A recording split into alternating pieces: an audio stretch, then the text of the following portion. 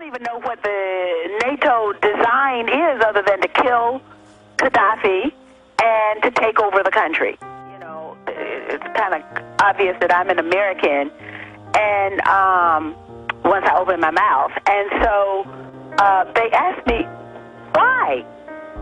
Why are the Americans doing this? Because, you know, Gaddafi made many concessions, and the American companies are here. They're here in full force. And even that wasn't good enough. Now, there's another thing that I'll be writing a little bit more about, and that's supposed to be the geological survey that the Libyan government had just to ascertain exactly what their resources were and the extent of whatever the mineral reserves were that they had. And apparently it came back that Libya had far more oil resources than they previously thought. Yeah, the word is instead of 1 trillion, 5 trillion, the oil worth almost as much as all the rest of the oil that's been discovered in Africa from the numbers I've seen, and one of the biggest areas with deep aquifers of water.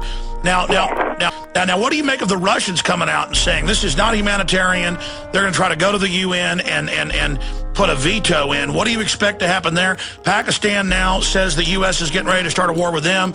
The Chinese are saying they're ready to go toe-to-toe. I mean, it looks like we're moving towards World War III. Libya on the front page of the UK paper, The Independent. Exactly. America's secret plan to arm Libya's rebels. Robert Fisk reports there, and according to him, the United States asked Saudi Arabia if it could supply rebels in Benghazi. Now, Fisk says that the weapons would be American, it would be paid for by the Saudis, and it could reach Libya within 48 hours. All with the left cover of Obama up there. Well, of course, that's why he was put in office to start with, you know. So, yes, I'm not surprised that all of this would be happening under President Obama's watch.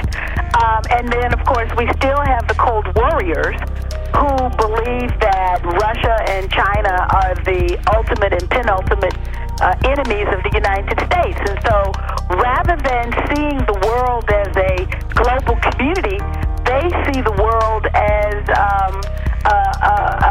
a collection of rivalries that need to be overcome.